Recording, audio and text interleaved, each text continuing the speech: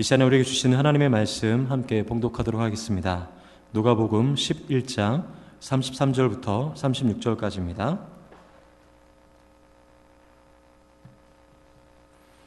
누가복음 11장 33절부터 36절의 말씀 우리 한 목소리로 함께 봉독하도록 하시겠습니다. 누구든지 등불을 켜서 음속에나 말 아래에 두지 아니하고 등경 위에 두나니 이는 들어가는 자로 그 빛을 보게 하려 함이라. 내 몸의 등불은 눈이라. 내 눈이 성하면 온 몸이 밝을 것이요 만일 나쁘면 내 몸도 어두리라. 그러므로 내 속에 있는 빛이 어둡지 아니한가 보라.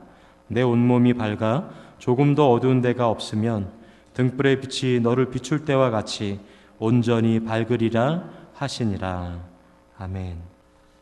지난 2010년 11월에 미국의 항공우주국 나사 홈페이지에 매우 특이한 사진이 올라와 있습니다. 지구에서 약 400km 떨어진 국제우주정거장에서 촬영한 세계 각국의 사진들이 바로 그것이었습니다. 굉장히 많은 나라, 굉장히 아름답기로 소문난 여러 가지 나라들의 야경 사진이 인공위성으로 촬영되었던 것이죠. 근데 그 중에서도 예상 밖으로 가장 아름다운 야경이다라고 뽑힌 곳이 어디냐면 바로 대한민국 서울이었습니다. 빛의 도시라고 불리는 프랑스 파리도 있었고, 혹은 세계에서 제일 화려하다고 생각되어지는 미국의 라스베거스도 분명히 있었음에도 불구하고 더 많은 불빛으로 가득 찬 서울의 모습을 살펴볼 수가 있었던 것입니다. 제가 한번 그 사진을 준비했는데요. 한번 보도록 하시겠습니다. 첫 번째 여러분들이 보시는 이 사진이 바로 대한민국 서울의 야경입니다. 너무 예쁘시죠? 두 번째 사진은 바로 미국 라스베거스의 야경입니다. 세 번째 사진은 바로 빛의 도시라고 우리가 알고 있는 프랑스 파리의 야경입니다. 그리고 마지막으로 한 가지 사진을 더 보여드리면요, 바로 한반도의 야경을 여러분들이 저렇게 보실 수가 있습니다. 아래는 우리나라고요.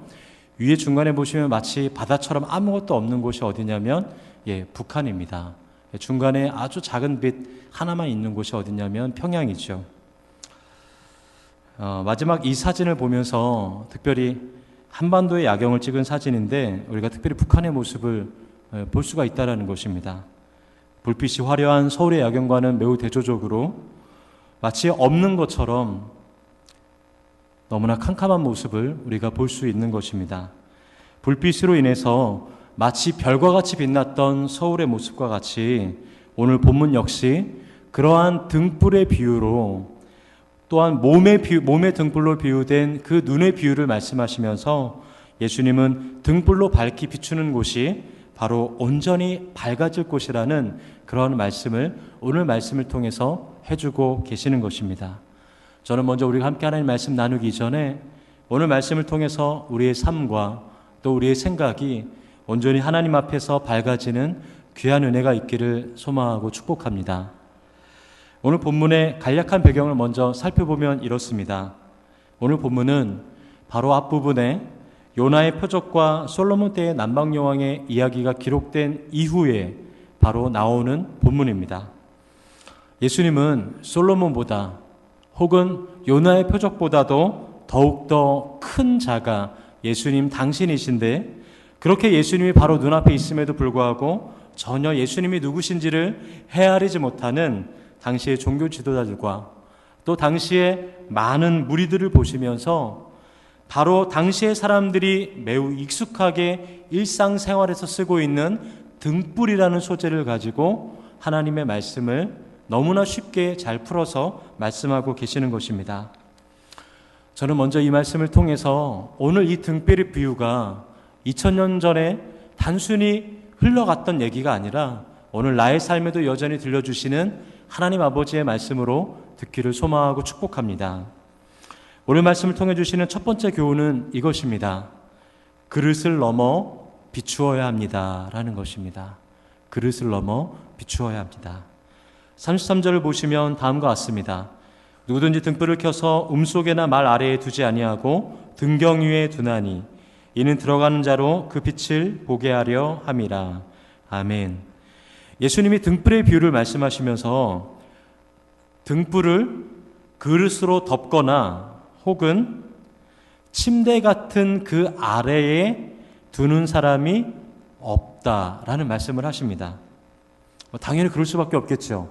왜냐하면 등불을 켜는 이유가 주변을 환히 밝히려는 목적 때문이기 때문에 최대한 높은 곳에 또 현관 입구에 두어서 집을 드나드는 모든 사람들이 환히 볼 수 있도록 하기 위함이기 때문이라는 것입니다.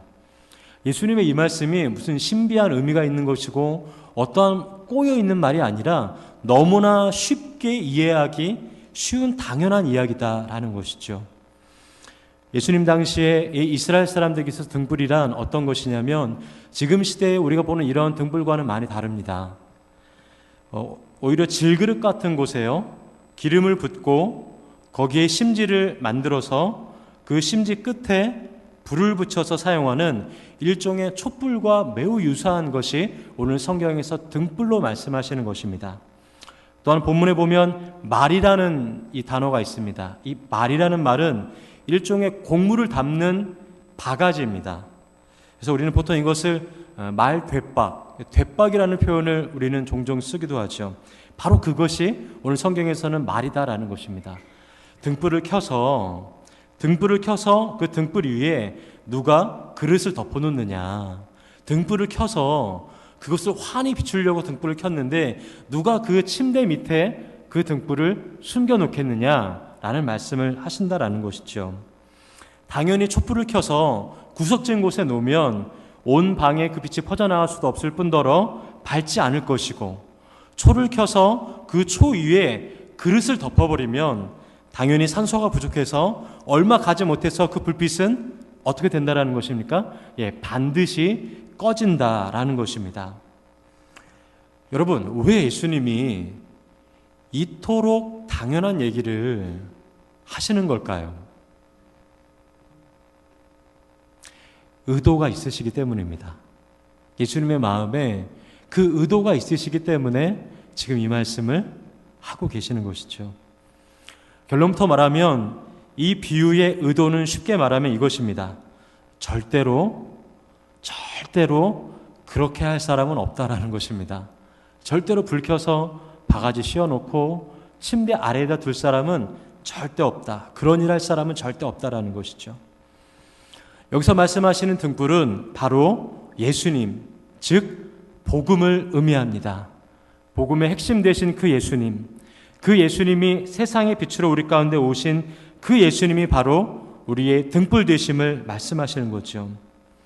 그러기에 이 복음과 예수 그리스도는 그릇으로 덮어두거나 내 안에 숨겨두거나 혹은 침대 아래 보이지 않는 곳으로 부끄럽다고 숨겨두는 것이 아니라는 말씀이십니다.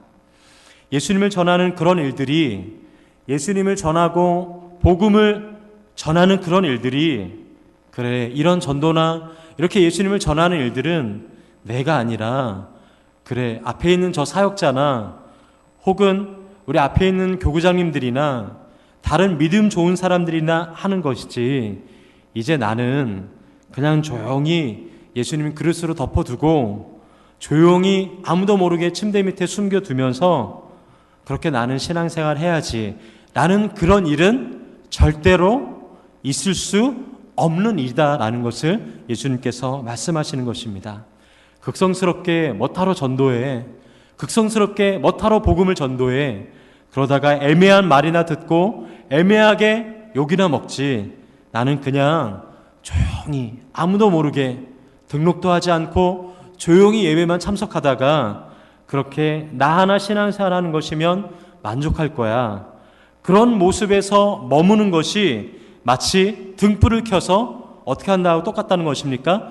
그릇을 덮어두거나 그 등불을 켜서 침대 밑에 숨겨두는 것과 같은 절대로 있을 수 없는 어리석은 행동과 같다라는 말씀을 지금 예수님께서 하고 계시는 것입니다.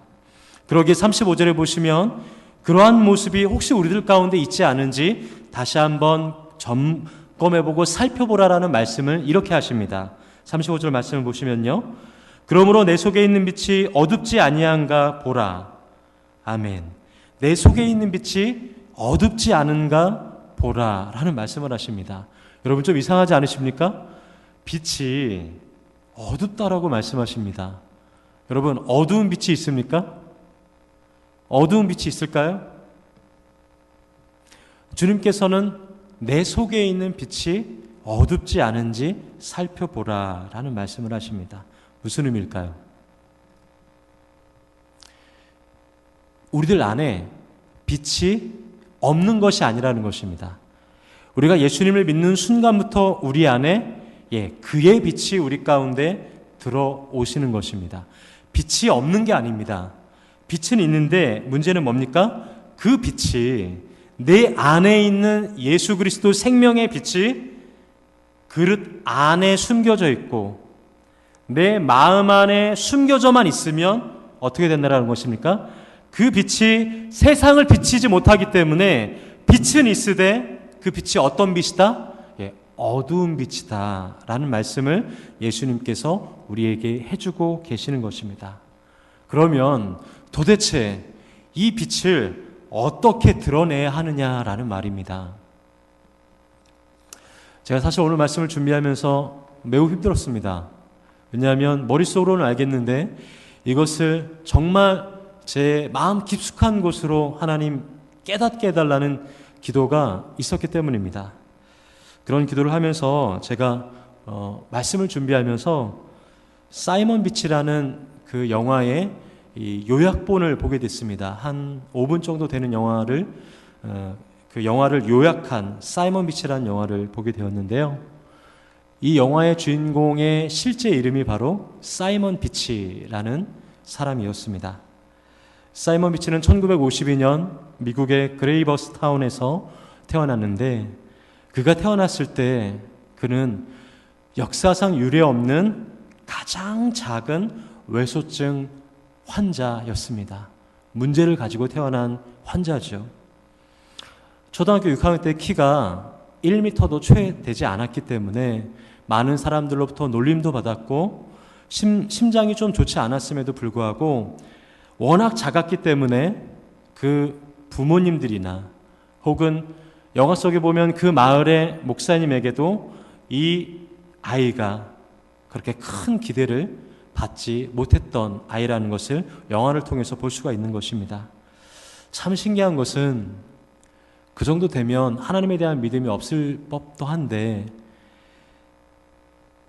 이 아이에게 누가 가르쳐주지 않았음에도 이 사이먼 비치에게 하나님을 붙잡는 매우 깊은 믿음이 있었다라는 것입니다.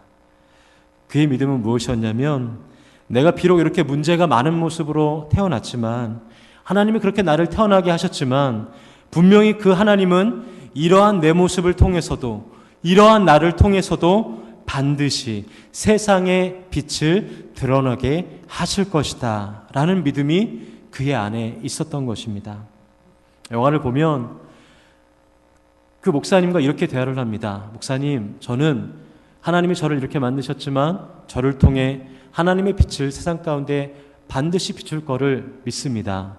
그러자 목사님이 이렇게 얘기하죠. 매우 당황한 표정을 합니다. 그러면서 그래, 그런 믿음으로 사는 것은 매우 좋은 태도야 라고 얘기합니다. 그러자 사이먼 비치가 매우 또렷하게 이렇게 얘기합니다. 오히려 그 목사님을 가르치죠. 아니요 목사님, 그게 아니고 하나님이 저를 세상의 빛으로 쓰실 거라는 믿음이 있다라는 말입니다. 그 얘기를 이 사이먼 비치가 하고 있었습니다. 그러다 어느 날 교회에서 유치부 수련회가 마치고 돌아오는 길에 그 차 바로 앞에 사슴이 갑자기 길 가운데에 뛰어들게 되고 그 사슴을 피하려고 핸들을 틀자 이 버스가 그만 강물에 추락하게 됩니다. 그 충격으로 목사님은 기절하게 되고 그 버스 기사는 도망가게 되죠. 어른들은 그렇게 나약하게 도망하고 기절하지만 이 12살 된 사이먼 비치는 자신의 절친인 조라는 친구와 함께 침착하게 유치부 아이들을 한 명씩 구출하게 됩니다. 마지막 한 아이를 구출하는데 그 마지막 그 아이가 발이 껴서 도대체 빠져나오지 못하는 것입니다. 그런데 말이죠, 사이먼 비치가 남들보다 유독 단 한 가지 잘하는 한 가지 것들이 있었습니다. 그것이 무엇이었냐면 바로 숨을 오래 참는 것이었습니다. 마지막 남은 아이를 물속에 들어가서 숨을 길게 참고 나서 겨우 밀어 올리며 구출을 하지만 결국 이 사이먼 비치는 그 버스에서 빠져나오지 못하게 됩니다. 그 결과 이 사이먼 비치를 다시 구하기는 했지만 결국은 병원에서 숨을 거두면서 이 영화는 마치게 되죠. 그것이 1964년도에 12살 사이먼 비치에게 있었던 실화였습니다. 많은 사람들이 그 사이먼 비치를 보고 영화하자고 의기를 투합했고 그 결과 그 영화를 통해서 많은 사람들이 12살 사이먼 비치의 모습을 통해서 세상의 빛으로 사는 것이 무엇인지를 깨닫게 되었던 것입니다. 저는 이 5분 채 안 되는 이 영화를 보면서 그것이 바로 세상을 비추는 빛의 모습이 아닌가라는 생각을 하게 되었습니다. 물론 그렇게까지 누구를 살리는 일이 아니라 할지라도, 그렇게 위대한 일이 아니라 할지라도 믿는 자들이라면, 성도라면, 빛으로 부르신 그 주님이 내 안에 있는 사람이라면 반드시 그러한 삶 속에서 그러한 마음으로 살아가야 되는 것, 바로 그것이 우리를 빛으로 부르신 주님의 마음이 아닌가라는 생각이 들었던 것입니다. 우리 안에 빛이 있어도 그릇으로 덮어두면 어디만 비춥니까? 그릇 안만 비추는 것입니다. 그릇 안만 비추면 어떻게 되는 것입니까? 반드시 산소가 부족해서 얼마 지나지 않아 그 불빛은 꺼지게 된다라는 것이죠. 등불이 없는 것이 아닙니다. 여러분들에게 등불이 없는 것이 아닙니다. 여러분들에게 예수 그리스도의 그 빛이 없는 것이 아닙니다. 문제는 그 빛을, 그 등불을 지금 어디를 향해서 비추는가라는 예수님의 질문인 것입니다. 우리 안에 등불이 단순히 이 교회 안만, 그릇 안에 있는 믿는 자들 안만 비추는 것이 아니라 그릇 밖, 나의 가정, 나의 직장, 또 내가 만나는 나의 세상의 사람들과 함께 세상을 비추는 그 귀한 은혜가 저 여러분에게 있기를 소망하고 축복합니다. 오늘 말씀을 통해 주시는 두 번째 교훈은 주님을 바라보는 눈이 밝아야 합니다 라는 것입니다. 34절을 보시겠습니다. 내 몸의 등불은 눈이라. 내 눈이 성하면 온몸이 밝을 것이요 만일 나쁘면 내 몸도 어두우리라. 아멘. 내 몸의 등불이 눈이라는 말씀을 하고 계십니다. 그리고 그 눈이 온전하면, 즉 본문의 표현대로 하면 성하면 우리들의 몸 역시 어떻다? 밝아진다라는 말씀을 하십니다. 여러분, 이 말씀은 또 무슨 의미일까요? 눈이 성하다라고 했을 때 여기서 성하다라는 뜻은 우리가 단순히 눈에 대해서 얘기할 때 어떻게 얘기합니까? 그 사람 눈 참 좋아. 그 사람 눈 시력 참 나빠. 이렇게 얘기하죠. 그러나 오늘 본문에 이 눈이 성하다 할 때 이 성하다라는 말의 뜻은 무엇이냐면 순전하다. 더 쉬운 말로 얘기하면 선하다, 착하다라는 얘기입니다. 눈이 선하다라는 것입니다. 눈이 착하다라는 것입니다. 동시에 나쁘다라는 이 말은 무엇일까요? 눈이 나쁘면이라고 할 때 이 나쁘면은 무슨 말이냐면 악하다라는 말씀을 하십니다. 악하다. 즉 여기서 눈은 단순히 육체적인 눈만을 말하는 것이 아니라는 것을 여러분들이 아마 아실 것입니다. 여기서 눈은 무엇일까요? 육체적인 눈이 아니라 정말 주님으로 바라보는 믿음의 눈을 의미하는 것입니다. 제가 저희 아버지와 함께 어렸을 때 등산을 한때 했던 적이 있습니다. 저희 아버지가 등산을 좋아하시고 운동을 너무너무 좋아하셨는데요. 제가 처음 등산하면서 관악산 이 등산을 하는데 너무 힘들더라고요. 근데 아버지께서 그때 저한테 해주셨던 말씀이 사실은 종종 기억이 납니다. 그것이 무엇이냐면 절대로 밑을 내려다 보지 말라라는 것입니다. 등산을 하면 밑을 바라보면 어떻게 될까요? 앞으로 나아갈 수가 없는 것입니다. 등산하면서 오직 높은 곳을 바라보면서 나아가야, 그래야 초보자에게는 당황하지 않고 한 걸음 한 걸음 나아갈 수 있다는 것이죠. 무슨 말입니까? 무엇을 보느냐가 우리에게 매우 큰 영향을 준다라는 것입니다. 똑같은 상황이지만 파도를 바라보면 파도 가운데 빠져들어갈 수가 없지만, 똑같은 상황이지만 예수님을 바라보면 그 파도를 걸어갔던 베드로의 모습이 바로 오늘 성경에 말씀하시는 눈이다라는 것입니다. 성도에게는 그래서 주님을 주목하는 이 순전한 믿음의 눈이 매우 중요한 것입니다. 주님을 바라보는 이 성한 눈, 주님을 주님으로 바라보시는 이 선한 눈이 오늘 저 여러분 가운데 있기를 소망하고 축복합니다. 마지막으로 오늘 말씀을 통해 주시는 세 번째 교훈은 이것입니다. 등불은 등경 위에 두어야 합니다. 아멘. 36절을 함께 보시겠습니다. 내 온몸이 밝아 조금 더 어두운 데가 없으면 등불의 빛이 너를 비출 때와 같이 온전히 밝으리라 하시니라. 아멘.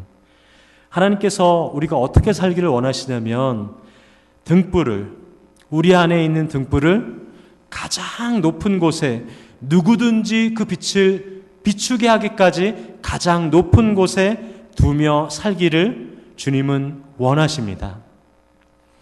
등불을 등경 위에 두는 이유가 무엇일까요? 그것은 무엇이냐면 그 빛을 많은 사람들이 보게 하기 위함이다라는 것입니다.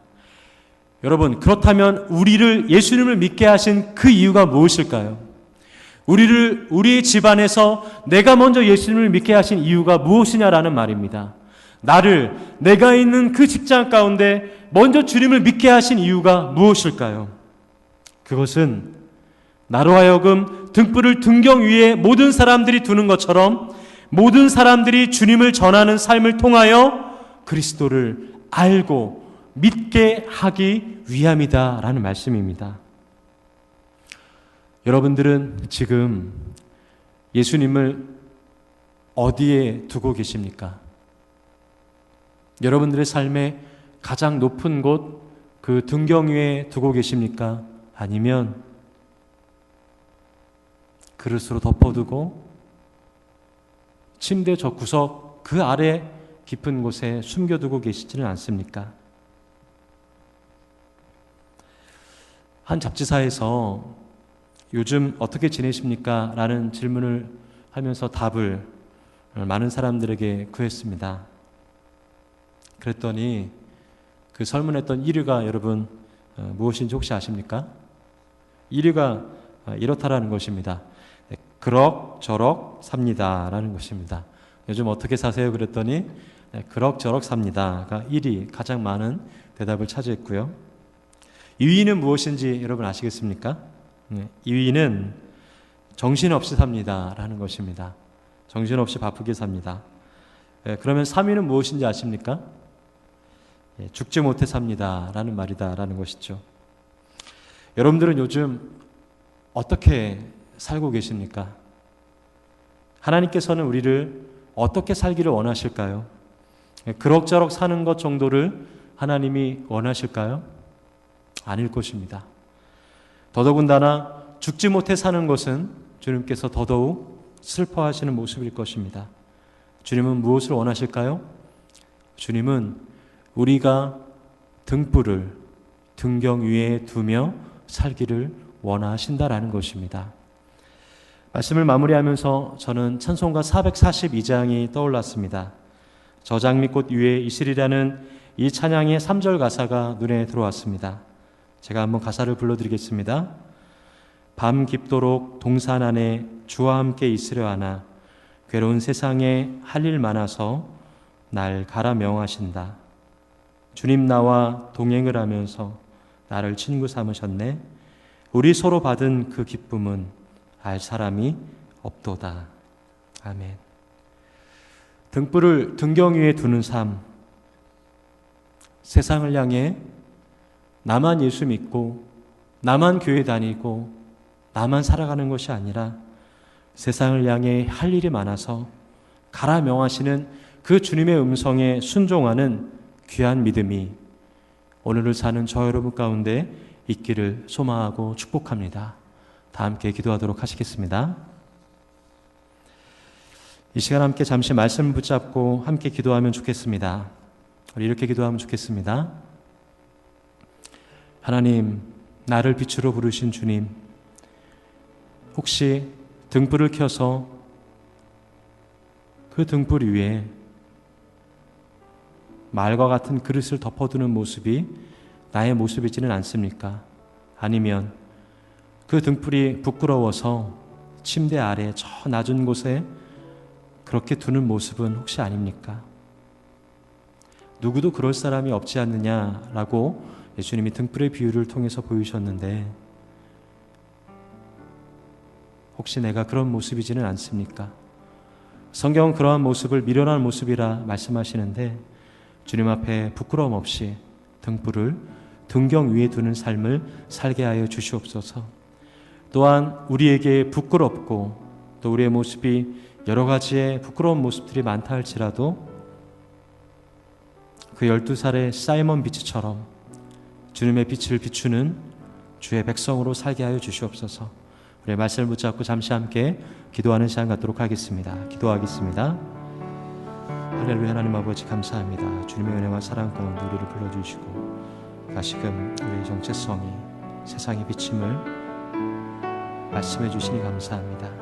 등불을 켜서 말 아래 두지 아니하고 등경 위에 둔다 말씀하신 주, 오늘 우리의 삶이 다시금 주님의 등불을 들어 등경 위에 두는 믿음의 삶 되게 하여 주시옵소서.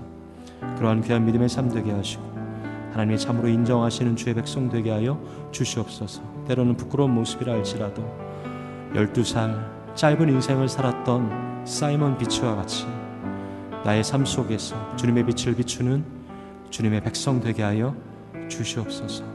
함께하여 주시옵소서. 하나님 아버지 감사합니다. 주님을 나의 삶의 가장 높은 곳 등경 위에 두게 하여 주시옵소서. 그럭저럭 사는 것 아니라 죽지 못해 사는 삶이 아니라 등불을 비추는 삶 살게 하여 주시옵소서. 예수님을 믿었음에도 그 불을 그릇으로 덮어 그릇 안인 교회 안만 비추는 것이 아니라 그릇 밖인 세상을 향해 비추는 한 사람 되게 하여 주시옵소서. 그래서 오늘 우리의 삶이 작은 예수님의 등불 되게 하여 주시옵소서.